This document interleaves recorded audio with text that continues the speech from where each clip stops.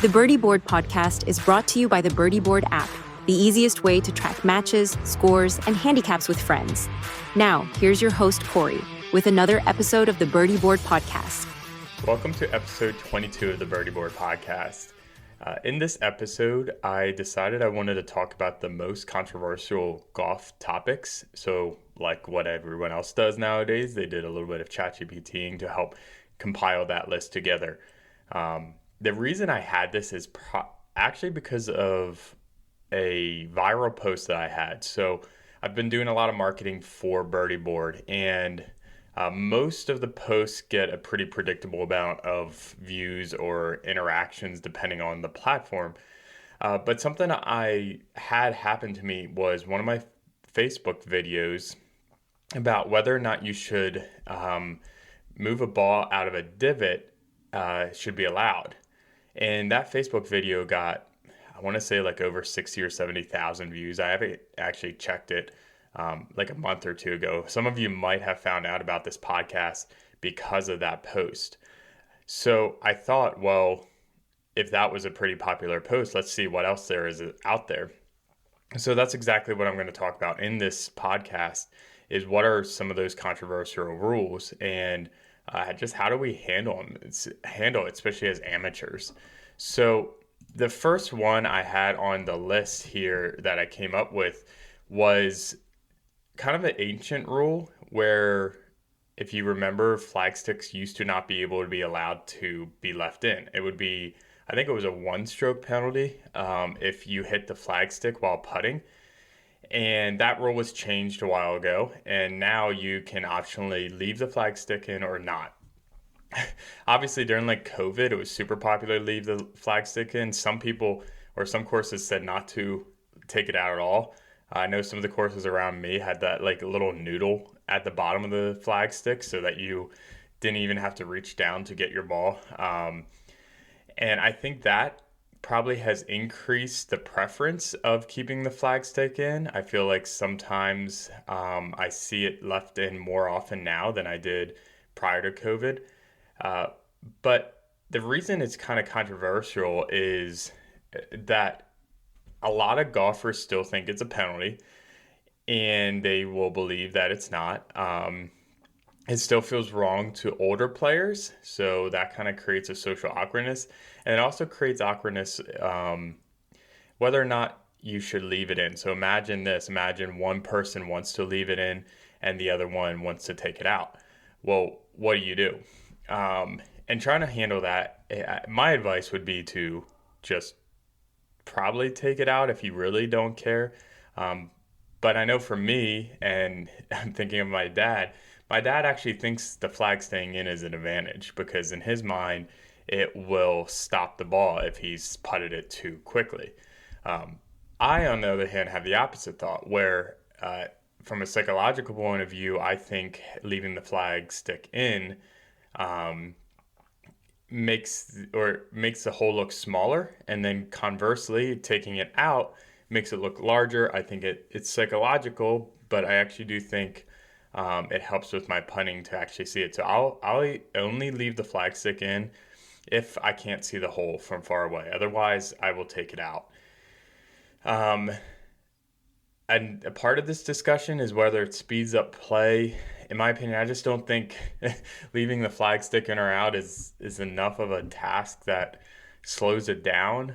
Maybe you have a different thought on that, but I just can't imagine why taking a flag stick out or putting it back in adds that much extra time to a round by the end. Maybe a couple of seconds, so you're talking like maybe an additional 45 seconds or a minute by the end of a 4-hour round. It's minuscule.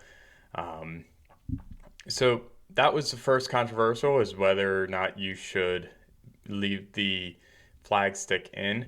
The next one here is kind of getting a little more serious here, which is accidentally moving your ball on the green.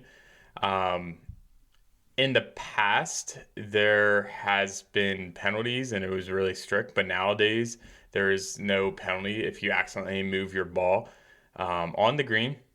You can just replace it in the original spot, no penalty, and call it a day.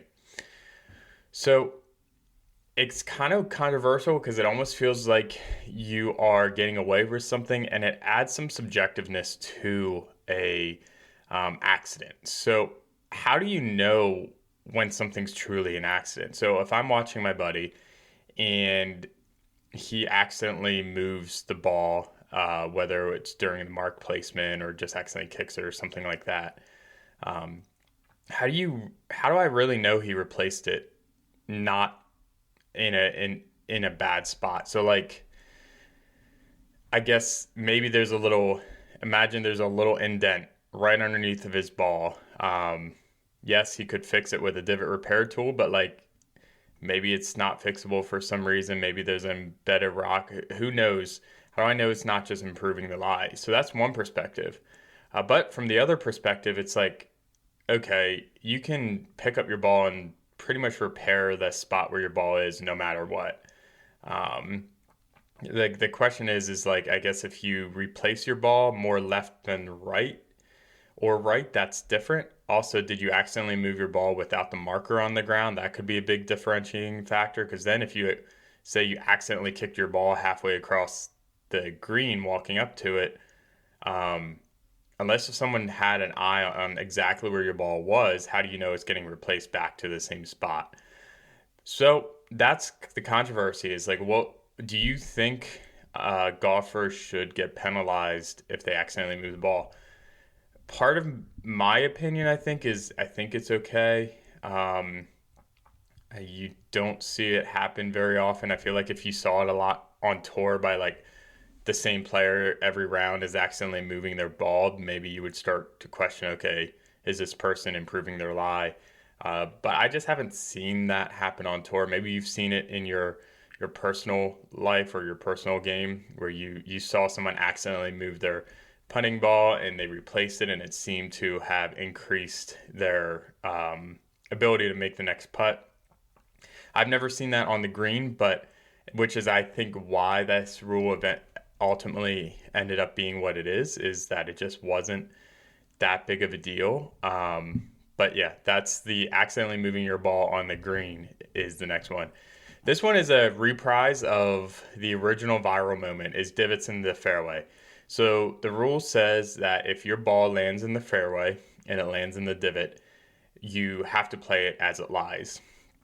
Um, it's very, very controversial. Probably one of the biggest ones I've heard of, because you hit a good ball into the fairway, but you're rewarded with a good lie. So you you should be rewarded with a good lie right in the middle of the fairway. That's the thought. So it just raises so many different parts of so many questions.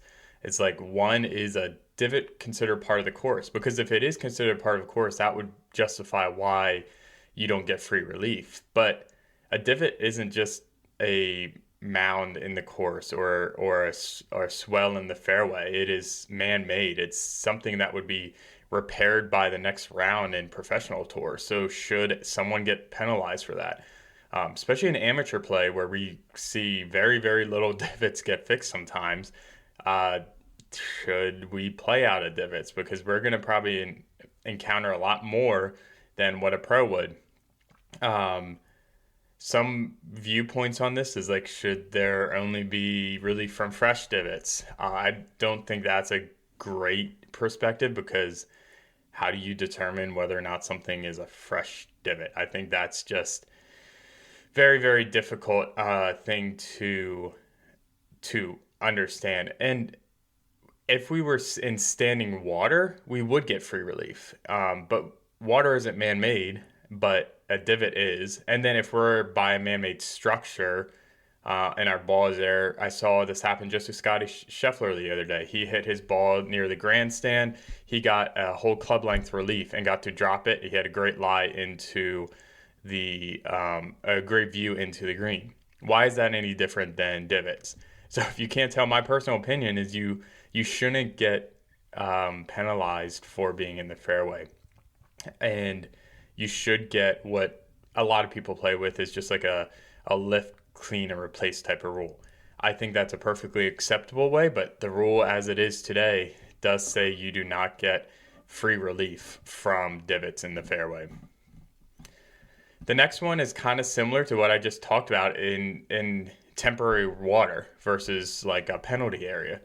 So if you're in temporary water, you get free relief, but in a penalty area, you will get a one-stroke penalty.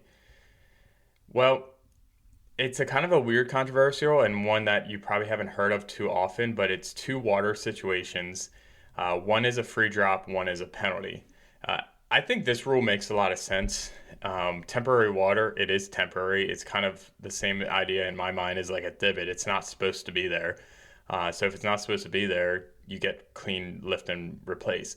But some people really do believe that temporary water should be treated just like a penalty area where you can play it if you want without any relief, or you can take a one-stroke penalty and drop a club length or two to get out of that area and play it like a red stick or a yellow stick. I don't necessarily agree with that. I just don't think it's like temporary water is not natural course conditions. It could be in the middle of a fairway, and it goes back to the same idea with the divot problem where should they get the free relief out of the divot? I think so, and same with temporary water.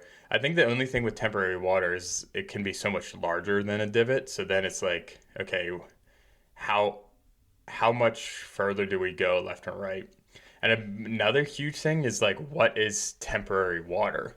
How do we judge whether it is temporary? And I think that's probably where a lot of the controversial topic comes up now that I'm thinking about it. If I'm being honest, when I first read this rule, I'm like, how's there controversy around this? Like temporary water, of course there's free relief for that. But now it's making sense in my mind is what is temporary water? How do you determine if it's temporary or not? If you play a course a lot, maybe you know there's not supposed to be water there. But even at that, it's like, how do you determine if it's temporary or just wet ground? That's a great question too. Does it have to come up to a certain part of the ball halfway or not? And then you get into the subjectiveness of like, okay, is this water at the halfway point in on your ball or not? There's so many different ways that I guess you could interpret this rule, and it makes a lot more sense why this temporary water relief can be so controversial, because it's hard to define what temporary water is. A next one I actually heard about recently on a YouTube video. So I actually made a YouTube video related to this too. So it's the Bryson's, he calls it the Reebok Invitational. It's also known as I think he called it the YouTube Golf Invitational. I think that's the title of his YouTube video. Is a $100,000 tournament.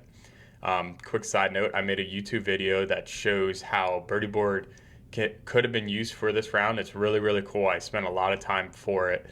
I encourage you to check it out and watch it. It's only like 8 minutes long. It's on the Birdie Board YouTube channel.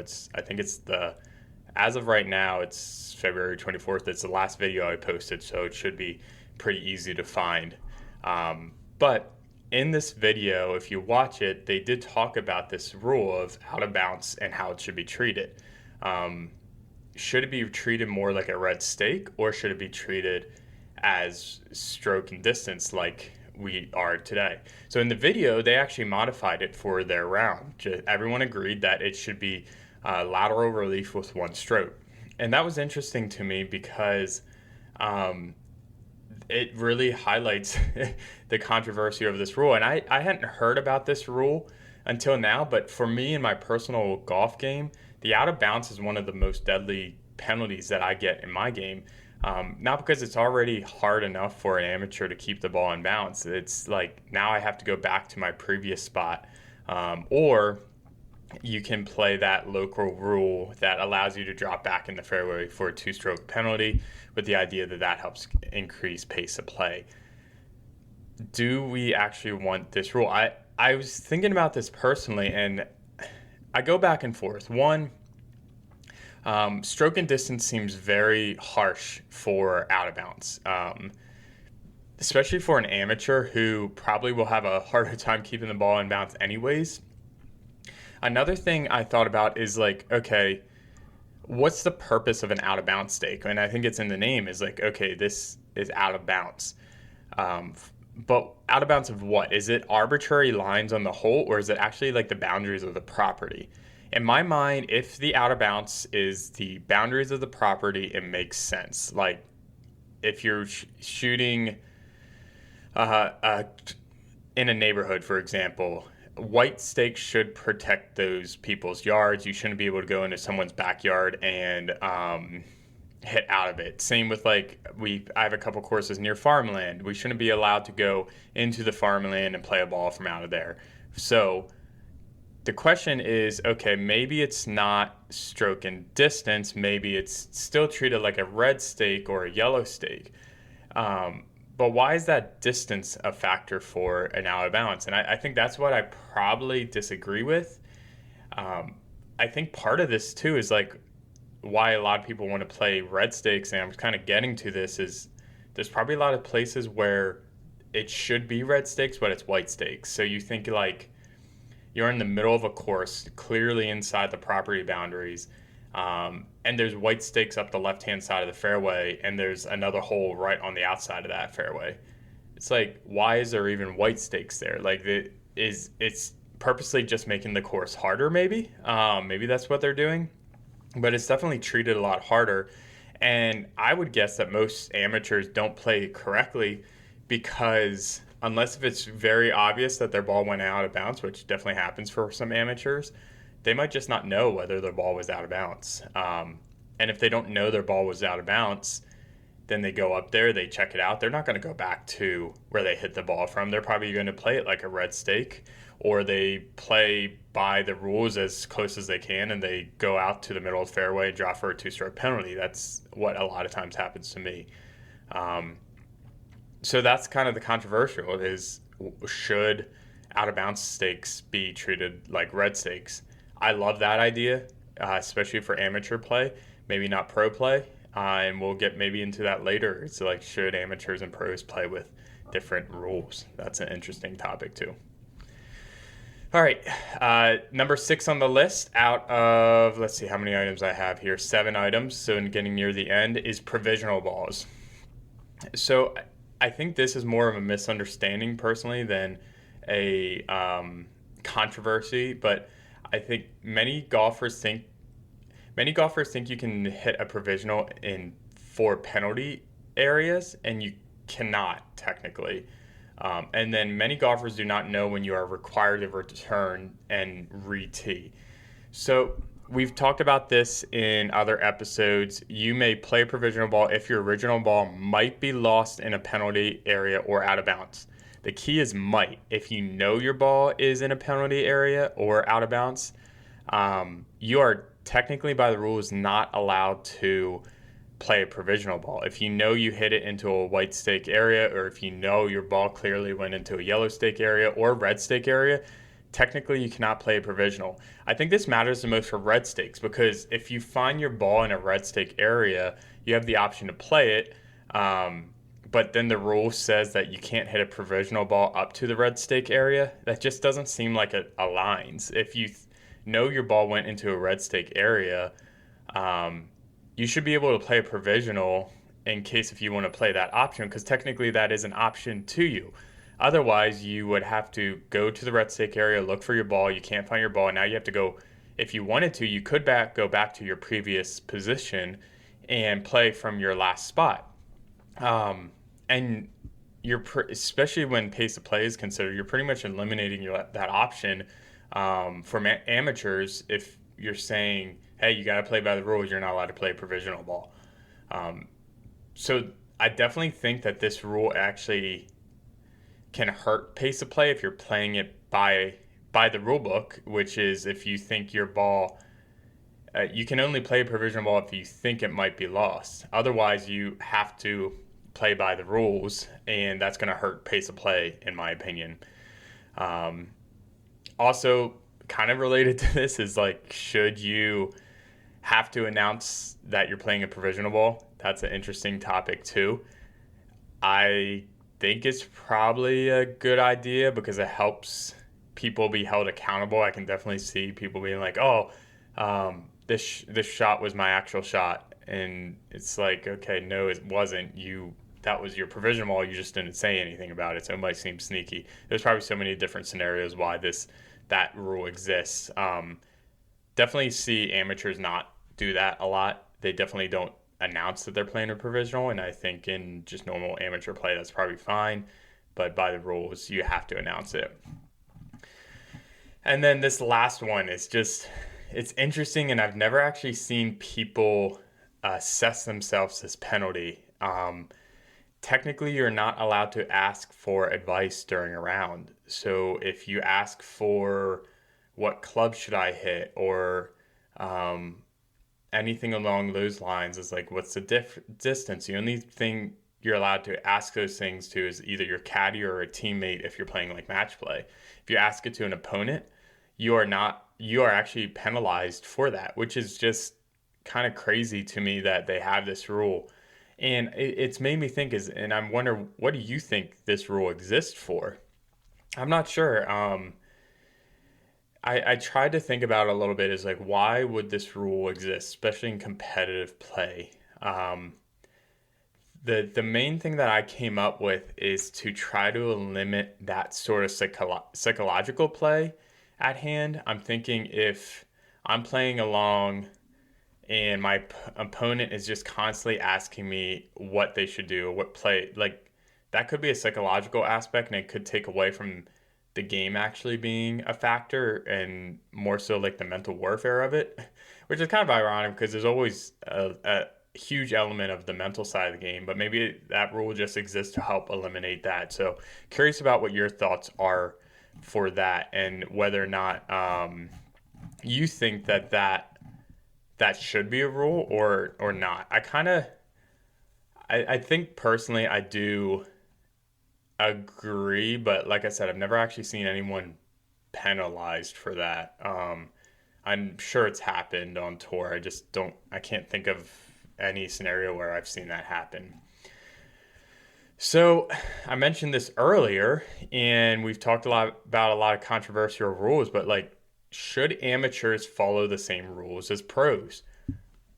I think I would say probably no.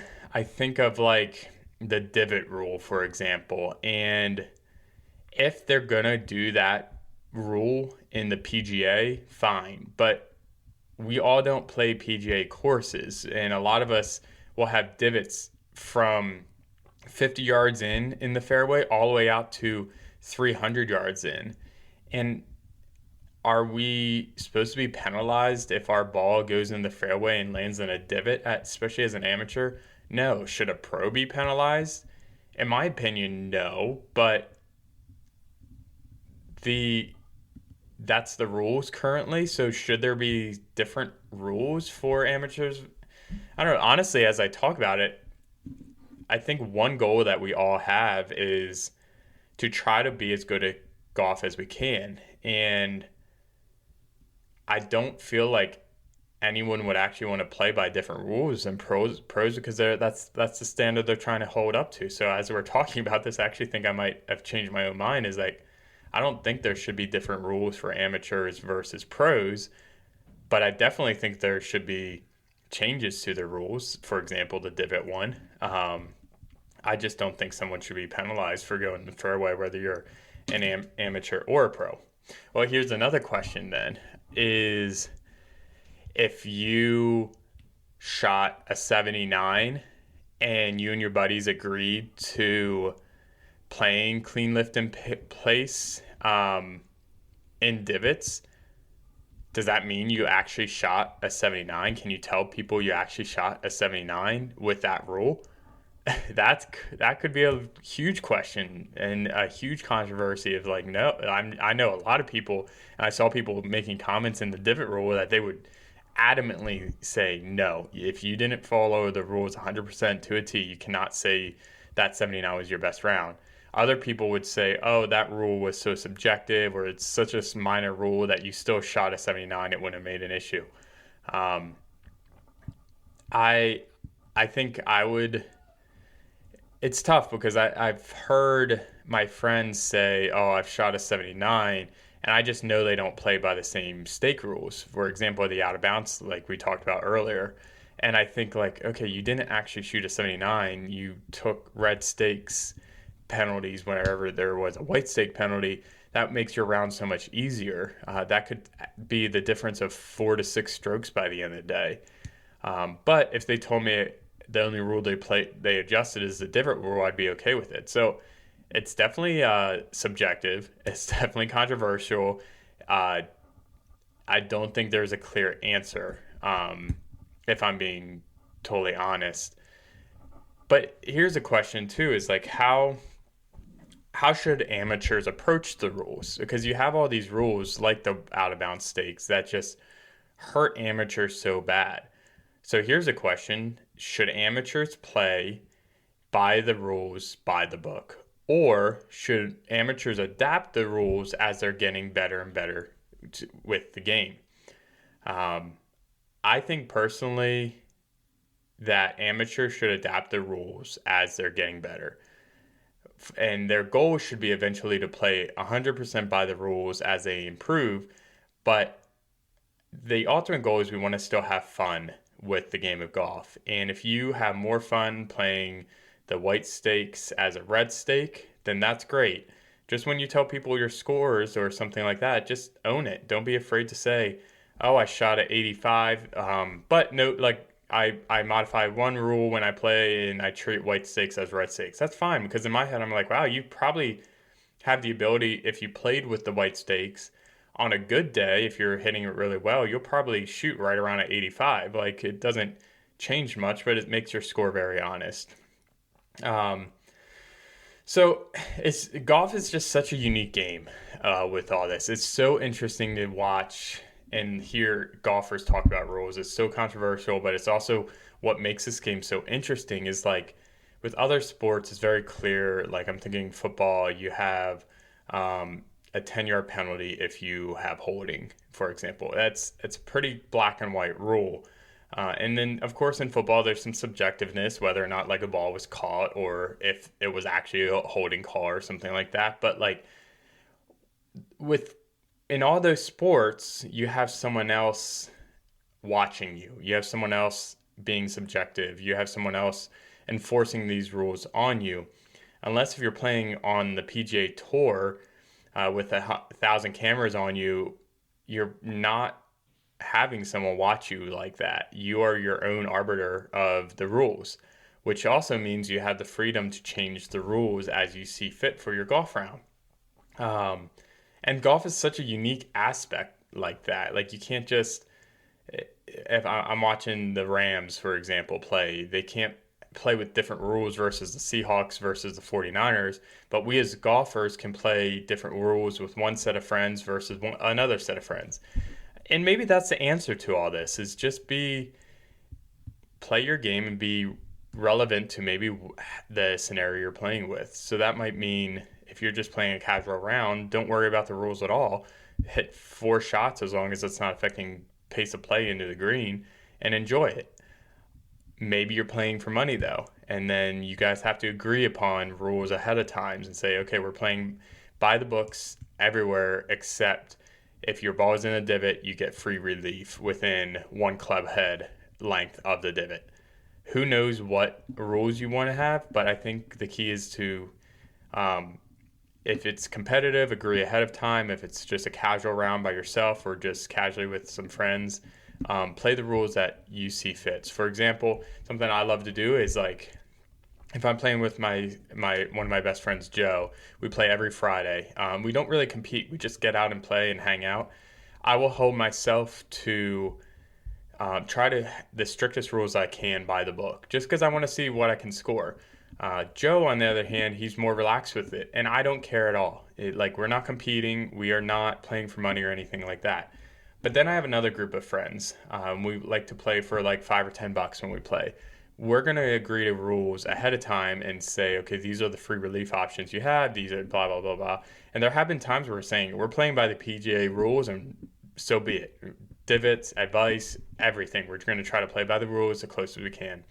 But all that is established ahead of time. So golf is really unique. I love that aspect of golf.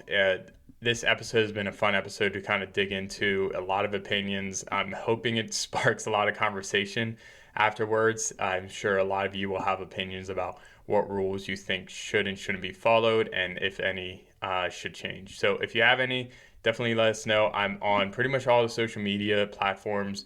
Facebook is page is the Facebook page is probably one of the easiest ways you can just message me. I would love to hear from you. I'm trying to build up this birdie board community, so definitely get involved however you can. But this is pretty much it for this episode of the Birdie Board Podcast. Thanks for listening, everyone. Thanks for tuning in to the Birdie Board Podcast. If you enjoyed it, subscribe and share it with a friend who loves golf as much as you do. And before your next round, grab the Birdie Board app, free on the Apple App Store and Google Play Store, and let it handle the scoring while you enjoy the game.